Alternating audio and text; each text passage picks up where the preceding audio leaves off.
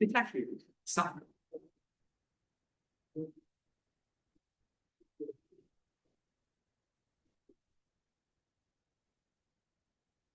Good evening and welcome. A special welcome as they're out in the hallway talking. But a special welcome to our planning students from University of Waterloo, which will join us later tonight.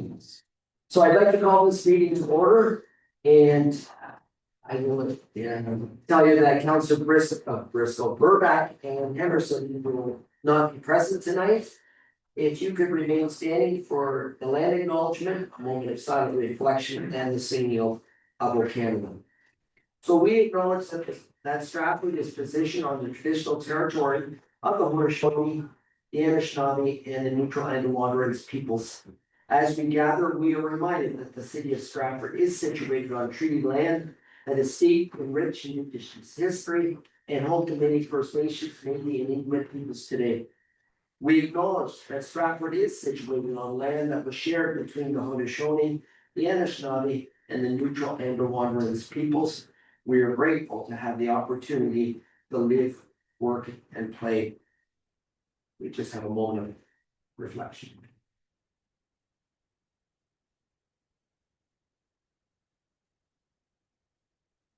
Thank you.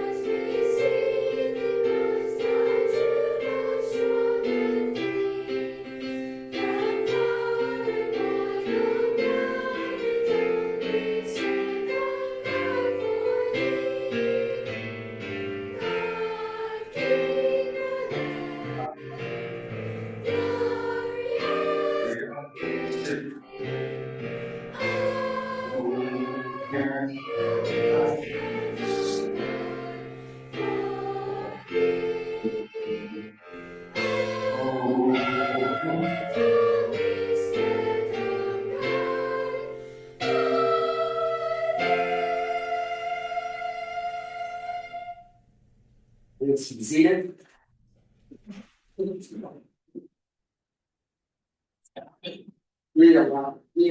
Please allow me to share the Stratford statement. The Corporation of the City of Stratford is committed to providing quality service to all members of the public, council, and our employees. Our goal is to promote a safe, healthy, respectful, inclusive, and positive environment. We have a responsibility to treat people with respect by creating safe and respectful spaces. It is the city's expectation that all present will be respectful. Madam Clerk, the meeting is yours. Sure, Your Worship. Item 2 is declarations of pecuniary interest. Are there any declarations? And if so, please state the general nature thereof. Councillor Reid. Yep, in camera, item 4.2 in relation to family members listed in the report. Thank you very much. Any others? Seeing none. Next item. Item 3 is adoption of the minutes, and there is a motion that the minutes of the regular meeting of council with Corporation of the City of Stratford, dated March 23rd, be adopted as printed. Thank you. Moved by Councillor Dean, seconded by Councillor Dolphin. Any comments with regards to the minutes? Seeing none, all in favor? Opposed to any, that's unanimously carried. Item 4 is adoption of the addendum to the agenda. And earlier today's addendum was circulated, and just prior to today's regular council meeting, a second addendum was circulated. And there is a motion that the addendas to the regular agenda of council and standing committees dated April 13th be added to the agenda as printed. Moved by Councillor McCabe, seconded by Councillor Nigel. Any discussion? Seeing none, all in favor? Opposed to any, that's unanimous. Carried. Item 5 is the report of the committee of the whole in-camera session, and just prior to today's regular council meeting, an in-camera session was held to consider the following items. Item 4.1, confidential report of the CEO of Invest Stratford with respect to the potential purchase of property. And that was considered under the proposed or pending acquisition or disposal of land by the municipality exemption of the Municipal Act. And at the in-camera session, the report was received and direction was given to the Chief Executive Officer of Invest Stratford. Item 4.2 is the confidential report of the CEO of Invest Stratford with respect to the city industrial land pricing policy 2026 annual review. And that was considered under the proposed or pending acquisition or disposal of land by municipality exemption of the Municipal Act. And at the in-camera session, direction was given to the clerk to list a resolution on the April 27th regular council agenda related to this item. Item 4.3 is the confidential report of the CEO of Invest Stratford with respect to the appointment of a director, the Stratford Economic Enterprise Development Corporation. And that was considered under the personal matters about an identifiable individual exemption. At the in-camera session, no direction was given, but personal information of the candidate was considered, and a report is to be listed on the April 27th agenda for consideration by council. And item 5.1, which was the confidential report of the manager of human resources with respect to the collective bargaining update for IBEW Local 636 Parallel Transit. And that was considered under the labor relations or employee negotiations exemption. And at the in-camera session, an update was provided. And if you turn to your addendum, which I will pull up in just 1 second.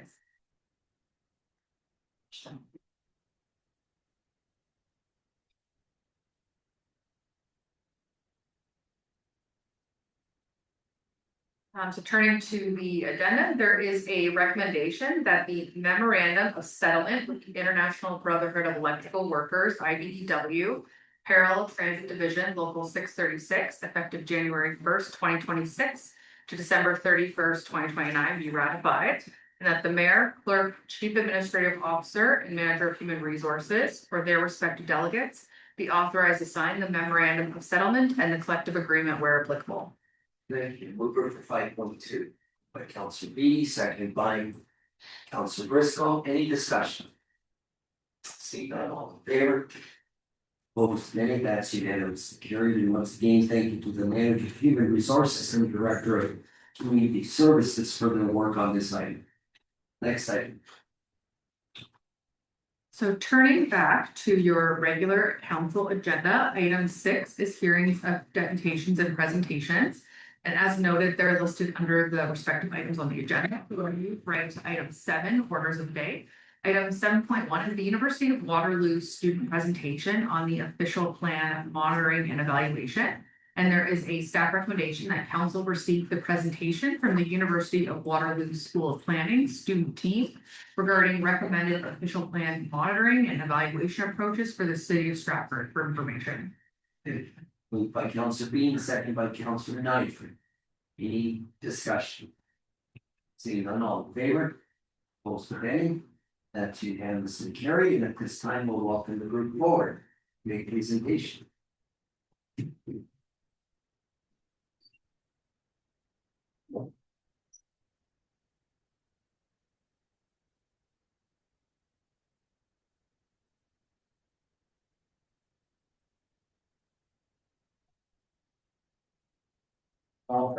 The floor is yours. Just a reminder, if you can project your voice out the house and the viewing on this via television, you're back. Okay.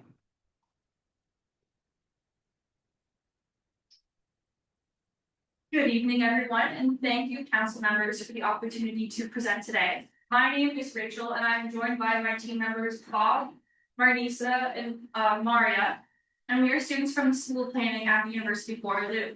As part of one of our courses, we have had the opportunity to partner with Adam and Stewart from the city's planning department to develop a high-level monitoring and evaluation framework that can support the implementation of Stratford's upcoming official plan. Our goal is to create a practical, flexible, and feasible strategy that can help the city track progress and evaluate how well its official plan policies are working over time. So what exactly have we gone to do? Why are we standing here today?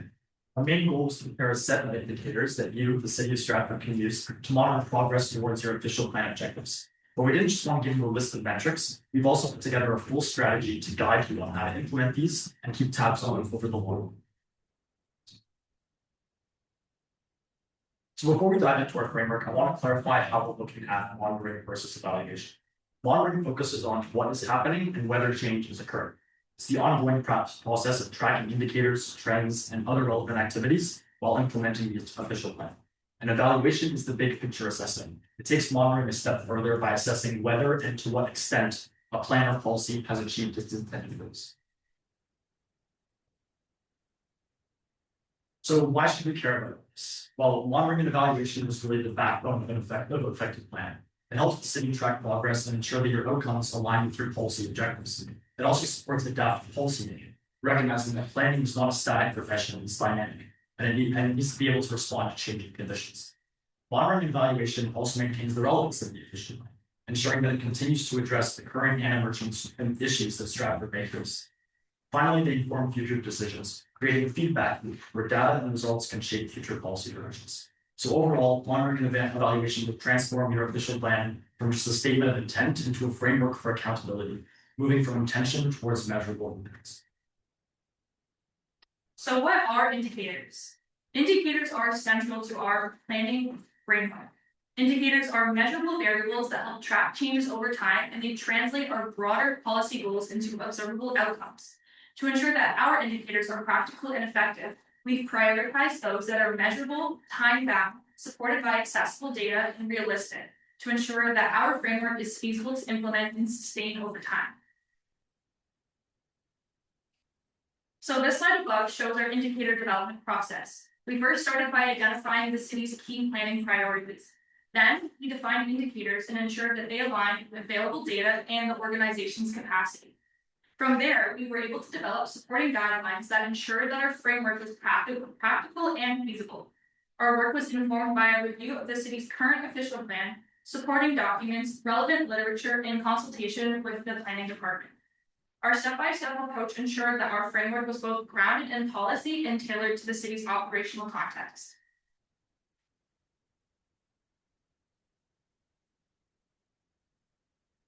Throughout this process, we established a set of indicator categories. This included primary indicators related to housing and sustainability, as well as complementary indicators including employment and transportation. These categories capture both short-term and long-term outcomes. We also wanted to stress that GIS plays a key role across all of our indicator categories, supporting data analysis, visualization, and long-term trend tracking. Many of the indicators we're proposing actually rely on spatial analysis, and without GIS, it becomes much harder to track these long-term trends. By strengthening the city's GIS capacity, it would allow the city to better monitor long-term outcomes, identify emerging issues earlier, and supporting more data-informed and transparent decision-making. So our first and most important area of focus was on housing. So essentially here we're looking at three big things: housing supply, housing affordability, and overall community well-being. But the why behind this is just as important. With this, we want to catch emerging trends early before they become issues. And we want to do that using data that the city already has in place, so we're not creating an unnecessary administrative burden. At the end of the day, this is about better transparency and smarter decision making. We make sure that these indicators align with both the housing policies outlined in the official plan, as well as Stratford's housing needs assessment, and that they focus on things the city can actually influence through its planning department. So we won't go into all of these in detail, but in front of you it's a table that displays some of the indicators we've come up with to date, as well as their targeted ranges for implementation. And a full breakdown of these indicators can be found in the City of Stratford's Plan, Monitoring, and Evaluation Framework, which we have also provided to Council.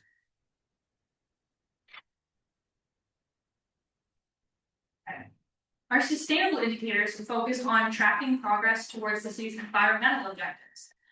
These measure performance, inform policy infrastructure and growth decisions, and improve accountability and reporting. We prioritize sustainable indicators that track trends over time and address key priorities such as equity, climate action, and sustainable growth. So for this slide, we focus on three main indicators. This includes tree canopy coverage to track urban greenery, walkability and proximity to amenities to support compact communities. And finally, a community climate action report card to monitor annual progress towards the city's climate goals. These indicators are anticipated for long-term implementation to ensure feasibility and effective data collection. So moving into transportation and employment, our focus here was to develop indicators that were to support and complement the indicators that we've outlined under the housing and sustainability core pillars. We want to use this data to get a clearer picture of how people are moving and where growth is heading, which also helps us predict emission trends. Similar to the housing and sustainability indicators, we gave priority to those that used existing data collection methods that you guys already have in place, as well as those that support growth intensification. So we're keeping it forward looking, but still grounded in real. So for transportation, we're looking at things like active transportation networks to see how well the city's connected. We're also tracking transit ridership data and transit-oriented development to make sure that your infrastructure is actually keeping up with where people live, work, and play. For employment, it's all about the workforce. We're looking at employment makeup and commuting patterns. We're also keeping an eye out here on land capacity to make sure that you guys always have enough space to support future business growth. So just a quick look into the timeline and roadmap ahead. We've laid out a phased approach for you guys starting in 2027, which coincides with the implementation of your new official plan. Our framework starts with 4 indicators of housing and sustainability, like we previously mentioned, and will gradually expand as capacity grows. The idea here is to start small, but then scale up to give you guys enough time to train planning staff and get the internal workflows right. By the time 2030 and 2031 roll around, your technical capacity will be expanded, and we're hoping monitoring can be fully embedded into your everyday planning practice. This is a manageable path that ensures long-term success without overwhelming your team on day 1. All right.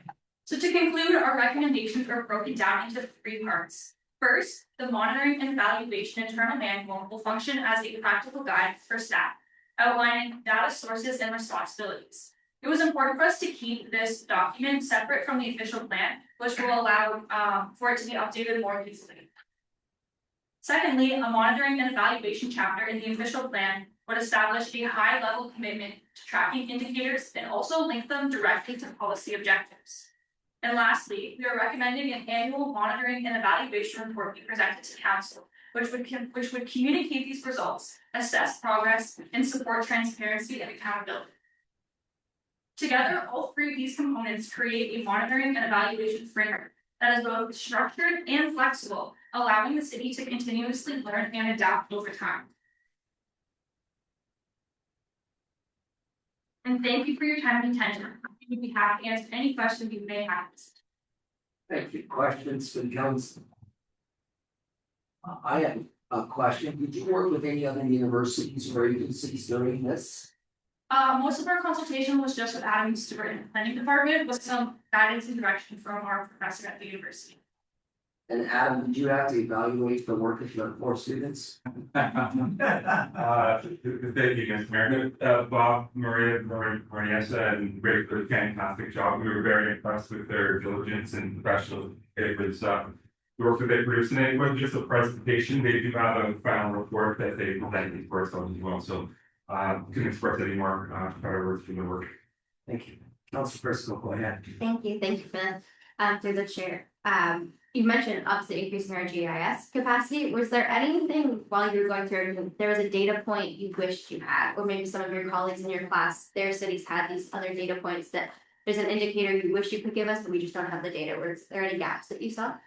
Like our context here at Stratford was a little bit different than some of the other municipalities that were selected for this assignment. I believe the city of Kitchener was also selected with a little bit of a bigger planning department in terms of capacity and tools available. So we just wanted to cater it that would work best for you guys, because really you want to see this implemented right when the new official plan drops, to make sure that in that new plan, you're also achieving the goals that you sought out to achieve. I will also say GIS was definitely the most common barrier, I guess you could say, that we ran into. But there were some slight smaller indicators that we noticed more so with housing. We noticed that the data is there. It's just not necessarily collected in a way that it's easily digestible. So through just kind of some conversations with planning staff, I think that's something that we can even work on internally to put together through like citywide as well. Yeah, some of our indicators for housing relate to data collected through citywide, so it's just a matter of how you're manipulating that data, but Okay. all of it is there, and we try to just design it in a way that, again, wouldn't make for any administrative burden. Well, on behalf of the city of Stratford, first and foremost, thank you to the building and planning department. I know this is kind of ongoing and it's nice to have youth come in and hear your voices and your work being done and I look forward to its implementation as we move forward. So thank you for joining me and thank you, Ms. Hercules.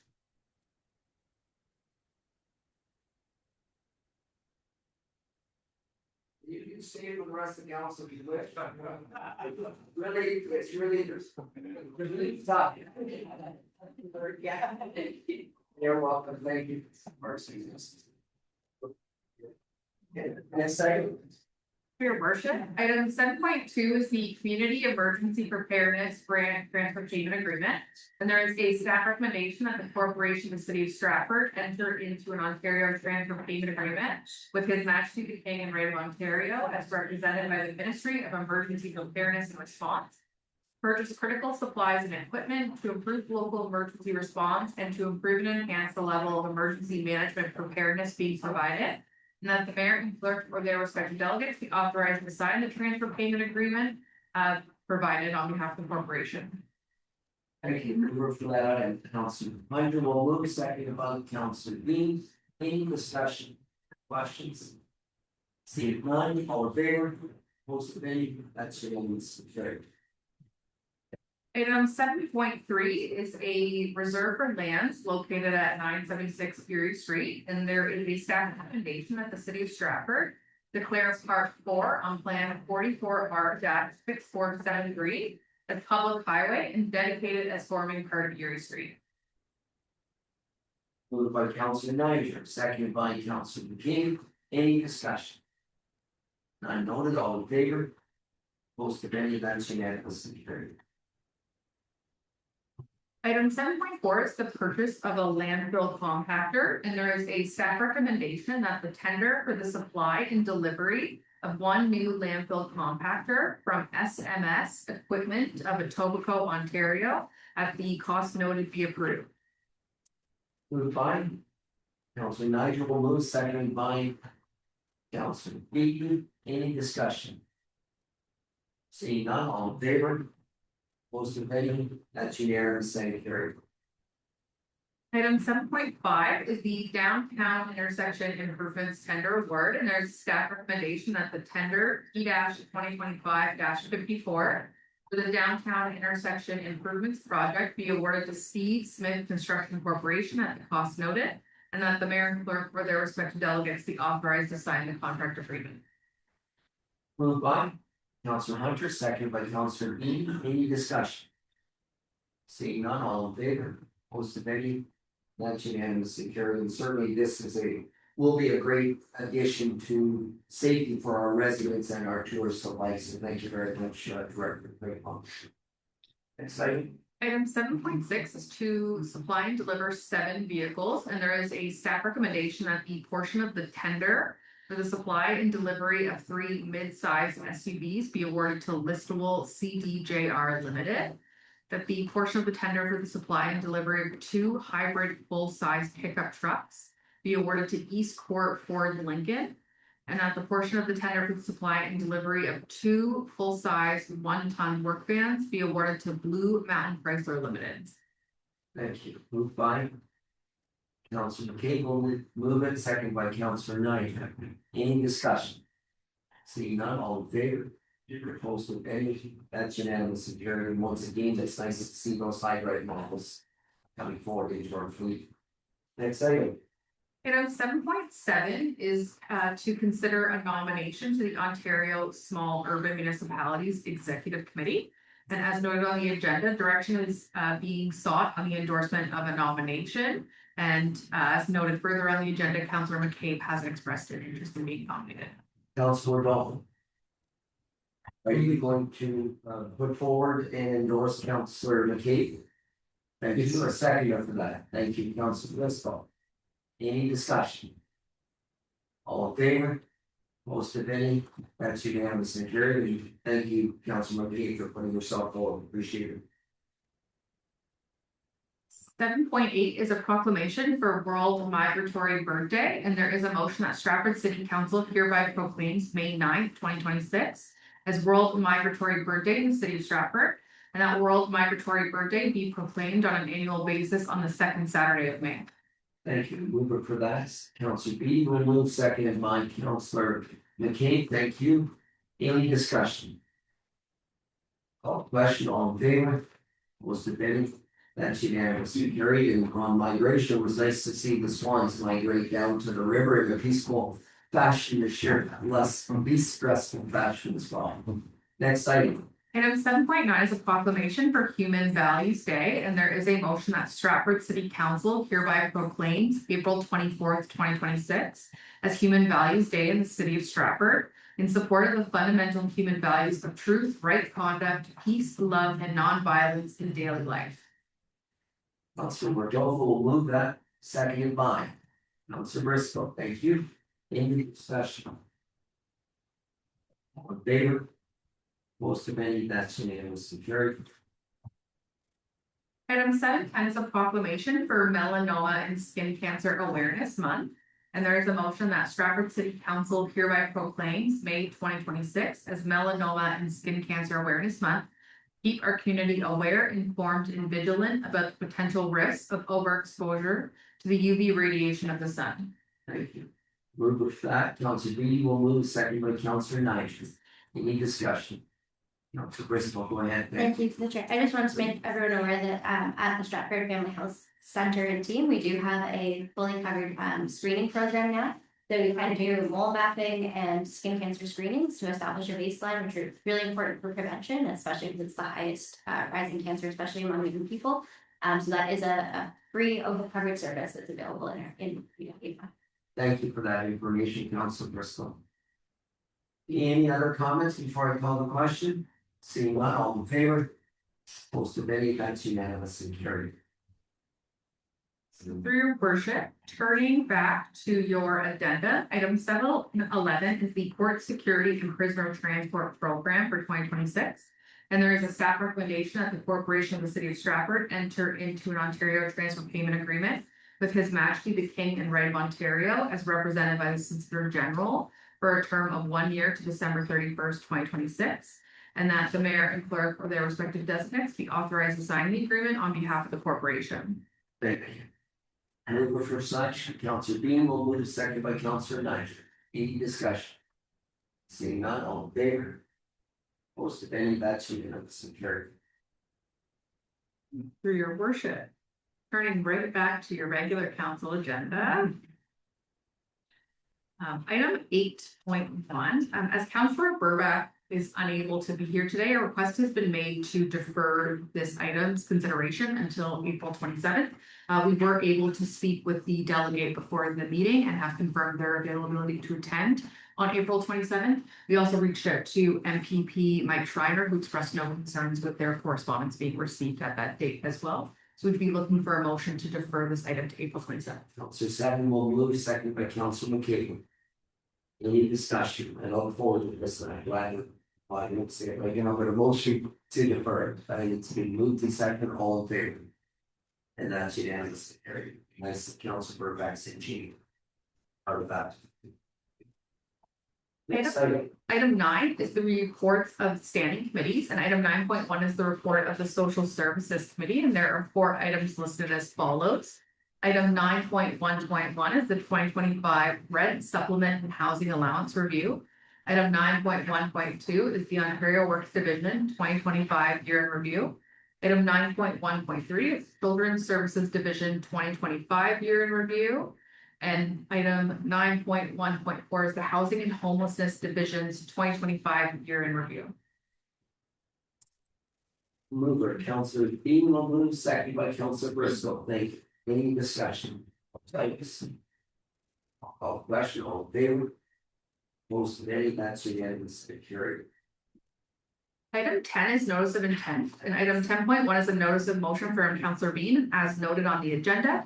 At the April 27th regular meeting, Councilor Bean intends to put forward the following motion for consideration. that resolution R 2026-07 adopted the January 2026 regular meeting be reconsidered. And as noted, should the reconsideration motion be successful, the motion as listed on the agenda would then be the next order of business considered. Thank you. Item 11 is reading of the bylaws. There are 5 bylaws listed on your agenda and then 2 bylaws listed on the agenda as follows. Item 11.1 is to award the tender for a landfill compactor. Item 11.2 is to award the tender for 7 vehicles. Item 11.3 is to award the tender for the downtown intersection improvements project. Item 11.4 is the Community Emergency Preparedness Grant Ontario Transfer Payment Agreement. And item 11.5 is the dedication of part of Erie Street as public highway. Then turning to your first addenda, item 11.6 is the Court Security Prisoner Transportation Program Transfer Payment Agreement. And item 11.7 is to authorize the signing of the memorandum of settlement and the collective agreement with IBEW with Parallel Transit Division. These bylaws can be taken upon unanimous vote of council president. Thank you. A motion to take these collectively, moved by Councilor McCabe, second by Councilor Bristol. Any discussion? None noted, all in favor? Most of it, that's unanimous and carried. And a mover to take those items first and second. Moved by Councilor Briscoe, seconded by Councilor B. Any discussion? Seeing none, all in favor? Most of it, that's unanimous and carried. And a mover for third and final. Moved by Councilor Hunter, thank you, seconded by Councilor Niger. Any discussion? All in favor? Most of it, that's unanimous and carried. Item 12 is the consent agenda. Are there any items listed on the consent agenda to be considered by council? Councilor Hunter, go ahead. Thank you, through the chair, CA 2026-037, the resolution from the town of Whitby regarding a request for a comprehensive review of the provincial municipal fiscal framework. Seconder, Councilor Briscoe will second. Any discussion on that item? Seeing none, all in favor? Any, that's unanimous and carried. Any other items from the consent agenda? Councilor Briscoe, go ahead, please. So wanted to put forward CA 2026-03, the resolution from R. Dante regarding the association Ontario Road Supervisors request for amendments to due to health and safety concerns of municipal and road. Thank you. Seconder, for that. Thank you, Councilor Bordeaux. Any discussion? Call the question, all in favor? Most of any, that's unanimous and carried. Any other items on the consent agenda? See none, next item. Your worship, item 13 is new business. Are there any new business items? Any items of new business? If I may, just acknowledge and congratulate CDX and the DLG, the German Agricultural Society, for an amazing 12th annual Canadian Dairy Expo. I've just received some data today. The overall attendance was over 17,900 individuals, 310 exhibitors, which represented 614 different brands. An amazing event. We saw the Consul General from the Netherlands, Germany, and Ireland all here for that event. So I know there were individuals in this room that participated, and certainly we look forward to celebrating that again in for its 13th year next year. Any other items? Seeing nothing, next item. There are no standing committees, and the next regular council meeting will be held on April 27th. Moving to item 15, confirmatory bylaw. The confirmatory bylaw requires first and second reading and third and final reading. Thank you. A mover for first and second. Councilor Hunter, seconded by Councilor Bean. All in favor? Most of any, that's unanimous and carried. And a mover for third and final. Councilor Seven, thank you, will move, seconded by Councilor Nigel. Any discussion? I noted, all in favor?